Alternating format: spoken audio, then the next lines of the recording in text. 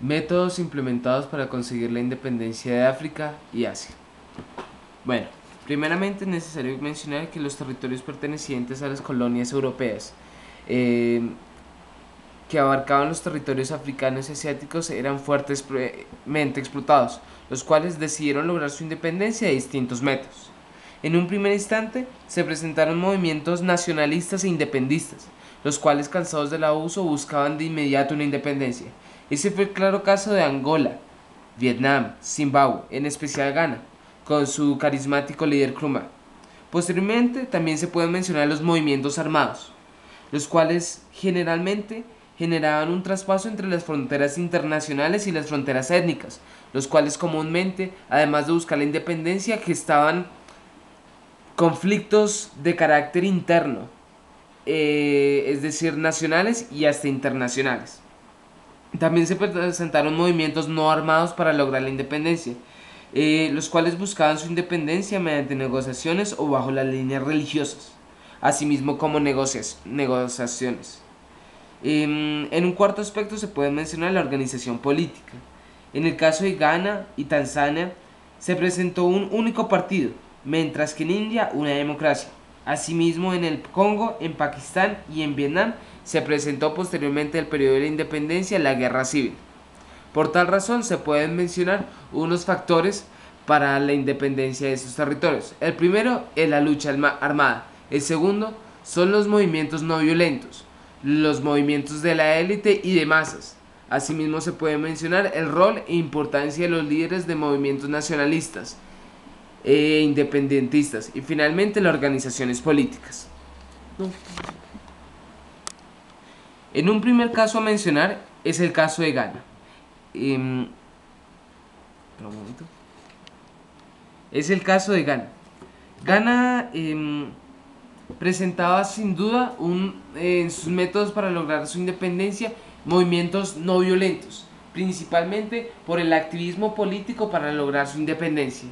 Asimismo, el movimiento de élites y de masas, principalmente porque gran cantidad de la población negra presente en Ghana tenía algún estudio y una pequeña minoría era egresada de distintas universidades del exterior.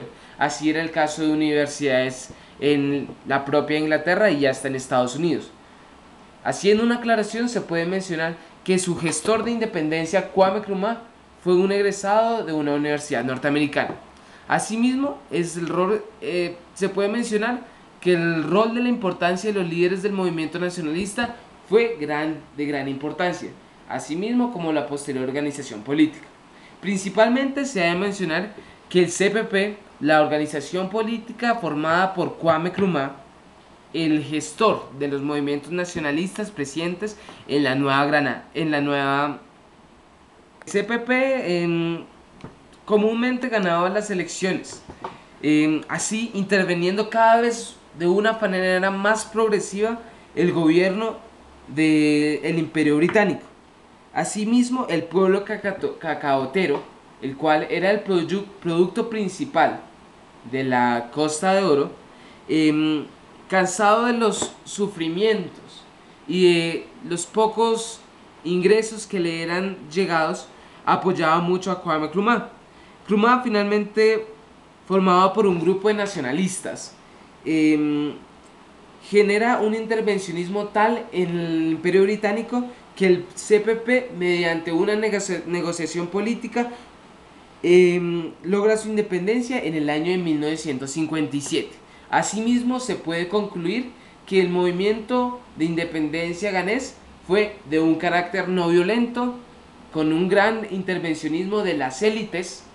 Así es el caso de Kwame Nkrumah y el rol de importancia de movimientos nacionalistas. Así pues, fue el caso de Nkrumah quien conllevó a distintos movimientos nacionalistas para ir interviniendo progresivamente en el gobierno del Imperio Británico. Posteriormente, hablando de la organización política, como anteriormente se mencionó, el Estado ganés se formó bajo un partido único, generando posteriormente revueltas y golpes de Estado, los cuales generaron una inestabilidad política y económica de la región. Pero de la misma manera se puede afirmar que su independencia se logró de una forma pacífica y negociada. Un segundo ejemplo que es crucial mencionar para los métodos de la independencia es el caso de Zimbabue y Rodesia. Esta nación logra su independencia tras un largo conflicto de guerrillas, que finalmente obliga al gobierno británico a brindarle su independencia. En general, el gobierno de Rodesia y Zimbabue logran su independencia en el año 1980. Los conflictos internos se generan principalmente en la división social presente en los territorios. En los territorios de Rodesia y Sur se presentaron gran cantidad de blancos, los cuales eran de clase media alta, mientras que tanto en la Rodesia Norte la población era de raza negra, lo cual generaba distintos problemas internos y de por sí pobreza y desigualdad. En un primer instante se desatan las guerras civiles de las guerrillas, principalmente por el primer ministro inglés presente en ese instante, el cual era de apellido Smith. En ese mandato, Smith posesiona como ilegal la independencia del estado de Rodesia y Zimbabue. Sin embargo, como reacción ante estas medidas se generan guerras de guerrillas, los cuales hacen conflicto entre las dos regiones generando pérdidas para los territorios británicos, así como la falta de producción y gran cantidad de pobreza. Por tal razón, Smith entiende como solución llegar a realizar negociaciones, pero estas negociaciones fracasan y finalmente se pierde el vínculo de negociación con Rhodesia.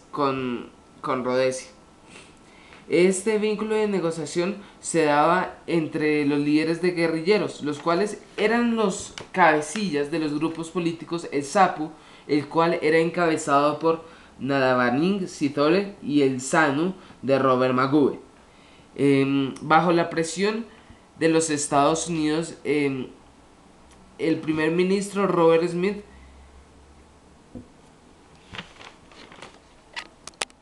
tal como se iba mencionando, bajo la presión de los Estados Unidos, Robert Smith llega a la decisión de declarar un periodo de gobernabilidad para el estado de Rhodesia y Zimbabue de un total de 2 años. Sin embargo, los líderes del ZANU y el ZAPU iban en total desacuerdo con esta medida. Por tal razón, continúan las guerrillas, pero de esta manera se unen estos dos partidos políticos formando el PF, el cual iba generando conflictos de distintos flancos y de manera unida.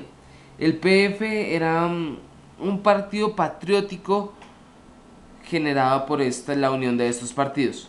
Al finalizar estos conflictos, el gobierno británico tuvo que brindar la total independencia para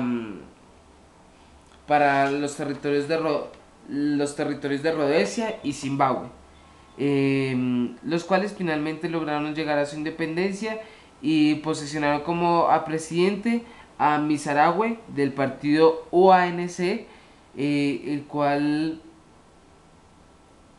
a Mugabe en el año de 1980. Para finalizar, se puede concluir que bajo los factores de empleo para conseguir la independencia en los territorios africanos y asiáticos, los territorios de Rhodesia y Zimbabue claramente son un ejemplo de la lucha armada, asimismo como la importancia de los líderes de movimientos nacionalistas, pues estos gestaron finalmente la presión necesaria para que el gobierno británico brindara la independencia, y finalmente la organización política se generó de manera democrática. Mencionando un último ejemplo, es necesario hacer referencia al caso de Angola. Angola fue una nación que logró su independencia principalmente a la impregnación del sentimiento nacionalista de los demás países liberados por la década de los 60. En 1961 inicia la Guerra de Liberación del Territorio Angolés. Por tal razón se puede determinar que logró su independencia mediante un método de la lucha armada. Como iba diciendo, en 1961 se genera la Guerra de Liberación Armada, la cual no fue fructífera al inicio, después debido a que las fuerzas se encontraban divididas. En un primer movimiento se puede hacer referencia al movimiento popular del apoyo angolés, la MPL, dirigida por Agostinho Neto.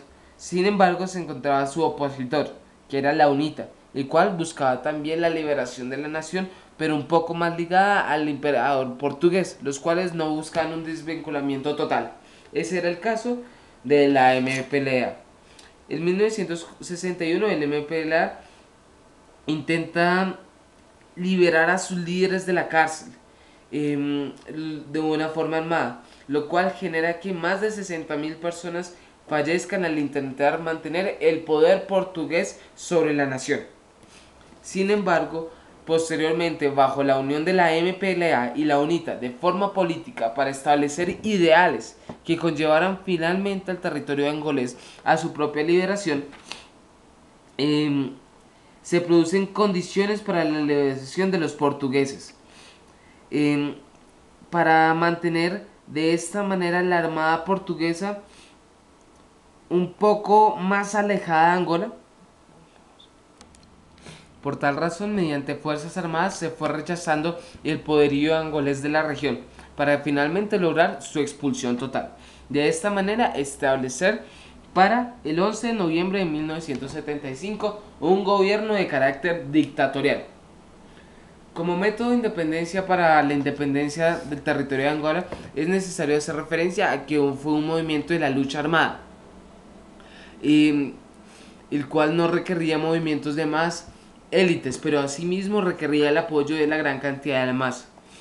En sí, el rol de los líderes de movimientos nacionalistas e independistas fue muy importante, a pesar de que su anterior división generara dificultades para su liberación, pero posteriormente con su unión, la liberación e independencia fue una tarea fácil.